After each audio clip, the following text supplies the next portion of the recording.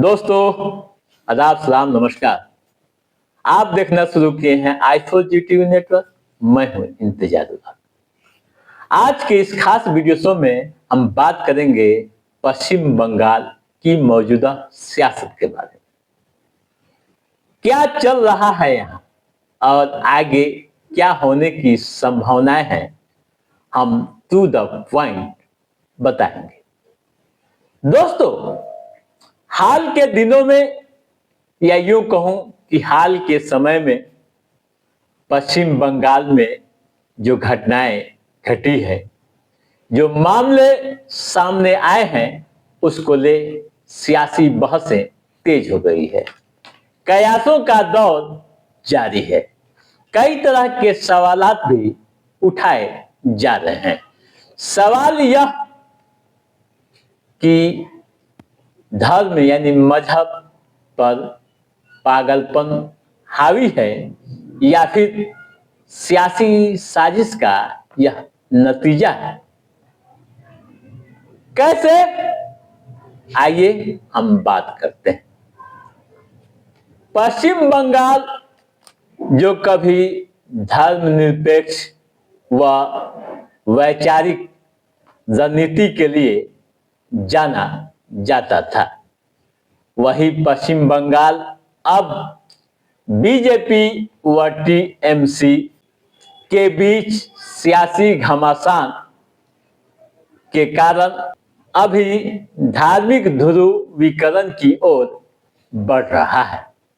अप्रैल 2025 में मुर्शिदाबाद में वक्फ संशोधन अधिनियम के विरोध में हुए प्रदर्शनों के दौरान घटी हिंसक घटना, बेलडंगा में बाबरी मस्जिद की तर्ज पर 6 दिसंबर को नई मस्जिद की आधारशिला, गीता पाठ कार्यक्रम के दौरान गैर शाकाहारी विक्रेताओं पर हमला व मस्जिद के जवाब में बंगाल में एक और नया राम मंदिर बनाने का ऐलान, ये सभी मामले सियासी साजिश बताए जा रहे हैं। दोस्तों, जैसा कि आप जान रहे हैं कि 6 दिसंबर को हुमायूं कबीर जो टीएमसी के निलंबित नेता है, ने मुर्शिदाबाद में बाबरी मस्जिद की आधारशिला रख दी। बाबरी मस्जिद की आधारशिला के दौरान भावनाओं का जनसैलाब देखने को मिला था।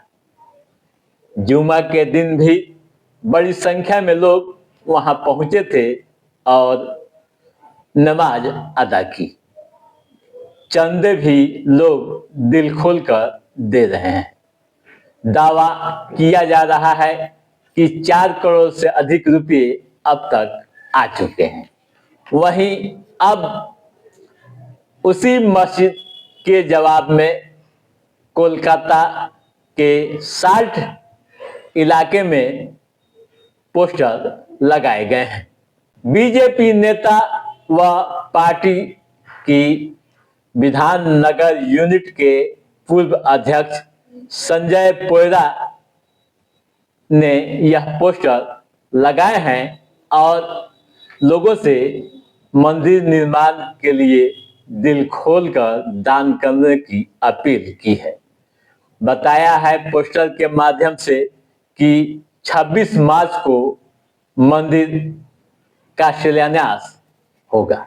ये सभी मामले सियासी साजिश का हिस्सा बताया जा रहा है। जो सियासी जानकार दावा कर रहे हैं, उन पर भरोसा करें तो आप यह जान लीजिए कि दोनों प्रमुख पार्टियां यानी बीजेपी व टीएमसी इन घटनाओं का उपयोग कर अपने वोट बैंक को मजबूत करने की कोशिश कर रहे हैं। टीएमसी मुर्शिदाबाद हिंसा के पीछे बीजेपी का हाथ बताती है। बीजेपी पर सांप्रदायिक सद्भाव बिगाड़ने का आरोप लगाती है, तो वहीं बीजेपी टीएमसी पर अल्पसंख्यक तुष्टीकरण का आरोप लगाती है। दोस्तों, राजनीतिक जानकारों का यह भी दावा है कि 2026 के विधानसभा चुनाव से पहले धार्मिक पहचान को राजनीतिक हथियार के रूप में इस्तेमाल किया जा रहा है। रामनवमी व हनुमान जयंती जैसे धार्मिक आयोजनों का भी पूरी तरह से राजनीतिकरण किया जा रहा है। यानी बंगाल की सियासत में अभी जो कुछ हो रहा है वह राजनीतिक लाभ के लिए हो रहा है। वैसे इसका कितना असर विधानसभा चुनाव पर पड़ेगा यह तो समय तय करेगा, लेकिन जिस तरह की परिस्थितियां बन रही हैं, जिस तरह के हालात बन रहे हैं, उससे यह साफ जाहिर हो रहा है कि दोनों पार्टियां अपने अपने वोट बैंक को पूरी तरह से मजबूत करने के लिए एक बड़ी रणनीति के तहत काम कर रही हैं। दोस्तों, मस्जिद बननी चाहिए, इसमें किसी को एतराज नहीं, लेकिन बाबर के नाम पर ही क्यों? एक अहम सवाल है। क्या बाबर मुस्लिमों के लीडर थे? क्या बाबर कोई इस्लामिक स्कॉलर थे? अगर नहीं तो फिर बाबर के नाम पर ही मस्जिद की तामीर क्यों हो रही है? वहीं दूसरे पक्ष की बात की जाए तो यह भी हमें यानी पूरे देशवासियों को स्वीकार करनी चाहिए कि मंदिर भी बनना चाहिए, लेकिन यह भी समझना चाहिए कि कोई भी धर्म, कोई भी मजहब किसी दूसरे की भावना को ठेस पहुंचाने की इजाजत नहीं देती है। मजहब यानी धर्म जीने का तरीका सिखाती है, एक दूसरे के मजहब को सम्मान देने की बातें कहती है। आप यह भी जानते हैं कि हम सभी जिस देश में रहते हैं उस देश के संविधान ने तमाम भारतीयों को अपने अपने तरीके से धर्म को मानने का अधिकार दिया है। ऐसे में मजहब के नाम पर, धर्म के नाम पर जो हो रहा है उसको ले आप क्या सोचते हैं? दोनों पार्टियों की यह रणनीति बंगाल को किस हद तक प्रभावित करेगी? कई तरह के सवालात उठ रहे हैं। तो दोस्तों, आज के इस एपिसोड में बस इतना ही। कैसा रहा हमारा ये एपिसोड आप लाइक और कमेंट करके हमें जरूर बताइएगा।